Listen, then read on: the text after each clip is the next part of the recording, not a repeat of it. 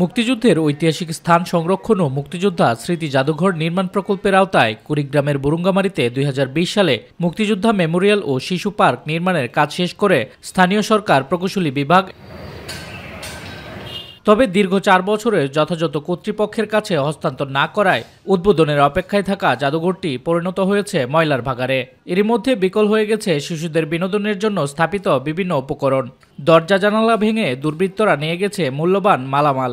বড় ভাইদের জন্য আমরা এখানে ঢুকতেও পারি না ঠিক মতো, তারা আমাদের বের করে দিয়ে অনৈতিক কার্যক্রম চালায়। এই যে পোলাপানগুলো আড্ডা দিতেছে না, যে টয়লেটটা ভাঙিয়ে ফেলাই দিছে। সন্ধ্যার পরে তো এখানে মদের আড্ডা, গাঞ্জার আড্ডা এখানে বসে। ৪ বছর এই পার্ক তৈরি হয়েছে, কিন্তু এখনো পর্যন্ত এটা উদ্বোধন হয়নি।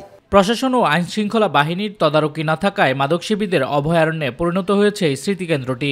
উপজেলা মুক্তিযোদ্ধা সংসদের তত্ত্বাবধানে পরিচালিত হবার কথা থাকলেও এ বিষয়ে কিছুই জানেন না মুক্তিযোদ্ধারা।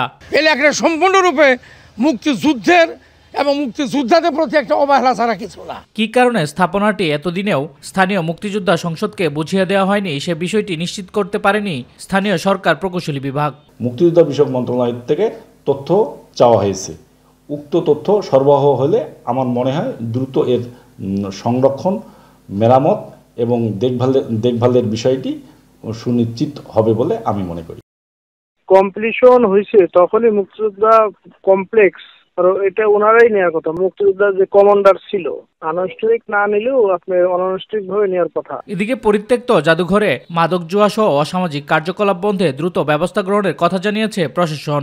বুরুঙ্গামারী মুক্তিযোদ্ধা মেমোরিয়াল কমপ্লেক্স এলাকায় যে আসলে সান্ধ্যকালীন উটকু লোকজনের যে আনাগোনার বিষয়ে আমরা তথ্য পেয়েছিলাম, তো এ সংক্রান্তে আমাদের থানা পুলিশের টহল এবং নজরদারি বৃদ্ধি করা হয়েছে। কিছু মাদক সেবী হয়তো বা ওই জায়গাটাতে একটু আড়াল পাওয়ার কারণে, মাদকের কারণে ব্যবহার করে। তো এই খবর পাওয়ার পরপরই ওইখানে আমি সিসি ক্যামেরা লাগিয়েছি। ওই সিসি ক্যামেরার ফিড আমি রেগুলার চেক করি।